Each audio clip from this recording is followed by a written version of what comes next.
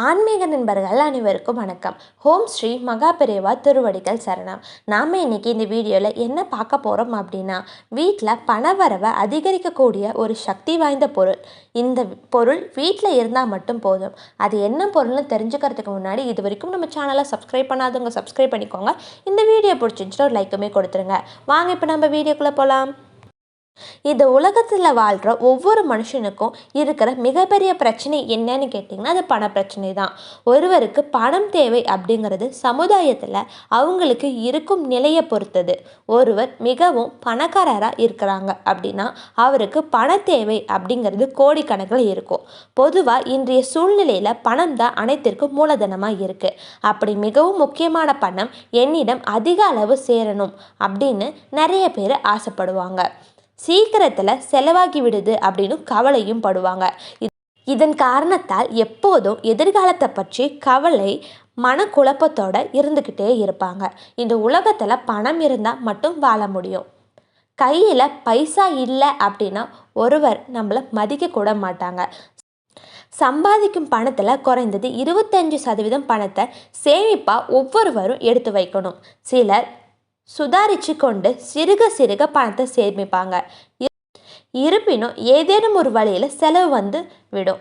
இந்த சூழ்நிலை மாறி அவங்க கையில் எப்பொழுதும் பணம் தாராளமாக புழங்க இந்த எளிய பரிகாரத்தை செஞ்சால் போதும் அப்படின்னு சொல்லப்படுது. இது என்ன பரிகாரம் அப்படின்னு தெரிஞ்சுக்கிறதுக்கு நாம் இந்த பதிவை பார்க்கலாம். சமையல் அறை அப்படிங்கிறது எப்போதுமே பூஜை அறைக்கு நிகரான ஒன்று. அதனால தான் அனைத்தும் சுத்தமாக வச்சுருக்கிறது அவசியம். சமையல் அறையில் அன்னபூர்ணியும் அக்னி பகவானும் வாசம் செய்கிறாங்க அப்படின்னு சொல்லப்படுது. அதனால் நம்ம குளிக்காமல் சமையல் அறைக்குள்ளே செல்லவே கூடாது. காலையில் நீங்கள் குளித்து முடிச்சுட்டு சமையல் அறைக்குள்ளே வந்ததும் உப்பை தான் தொடணும். இந்த உப்பு நீங்கள் தொடும்போது மகாலட்சுமி தாயாரின் அனுகிரகம் உங்களுக்கு பரிபூர்ணமாக கிடைக்கும்.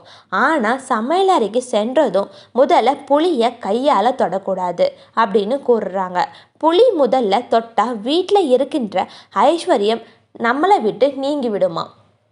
பல சமயங்களில் சமையலறை சம்பந்தமாக பல விஷயங்கள் அலட்சியம் செய்கிறோம். சமையலறை எப்போதும் சுத்தமாக இருக்கணும்.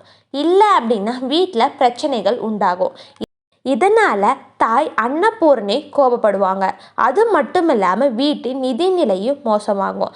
ஆகையால் தாய் அன்னபூர்ணி மகிழ்விக்க வீட்டில் மகாலட்சுமி தாயாரோட அருள் பெற சமையலறையை சுத்தமாகவும் சுகாதாரமாகவும் வச்சுக்கணும். பணப்புழக்கத்தை அதிகரிக்க ஜோதிடத்தில் பல வழிமுறைகள் சொல்லப்பட்டிருக்கு. இந்த பரிகாரங்கள் மிகவும் எளிமையானதாகவும் அது மட்டும் இல்லாமல் இந்த பரிகாரங்களை செய்ய நீங்கள் எந்த ஒரு சிறப்பு முயற்சியும் செய்ய வேண்டியதில்லை. பூஜையின் போது ஒரு துண்டு அளவு சுக்கை எடுத்து இறைவனுக்கு முன்னாடி வச்சு பண தேவை பூர்த்தி செய்ய வேண்டும் அப்படின்னு வழிபடணும். அதுக்கப்புறம் அந்த சுக்கை எடுத்து நீங்கள் சமையலறையில் பயன்படுத்தும் துவரம்பருப்பு டப்பாவில் உள்ளே வச்சிடுங்க. இதனுடன் ஒரு சிவப்பு நிற துணியில் ₹1 நாணயம் அப்படி இல்லைன்னா ரூபாய் நோட்டை வச்சு மடித்து துவரம்பருப்பு டப்பாவில் வச்சுட்டா பண வரவு பெருகும். அதோடு தேவையற்ற செலவுகள் குறைய தொடங்கும். ஏன் அப்படின்னா சுக்கு மகாலட்சுமி தாயாரின் அம்சமாக காணப்படுது. அந்த சுக்கை நாம் பயன்படுத்தும் போது சமையல் பொருட்களுடன் சேர்த்து வைத்து போது பணவரவானது மிகவும் பன்மடங்காக கிடைக்கும்.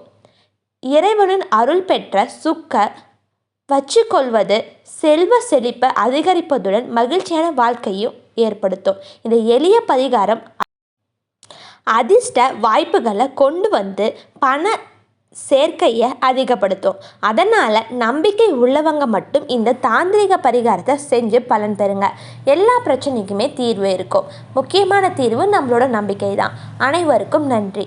ஹரஹர சங்கர ஜெய ஜெய சங்கர. ஹரஹர சங்கர ஜெய ஜெய சங்கர. வேறொரு பதிவில் நம்ம சந்திக்கலாம்.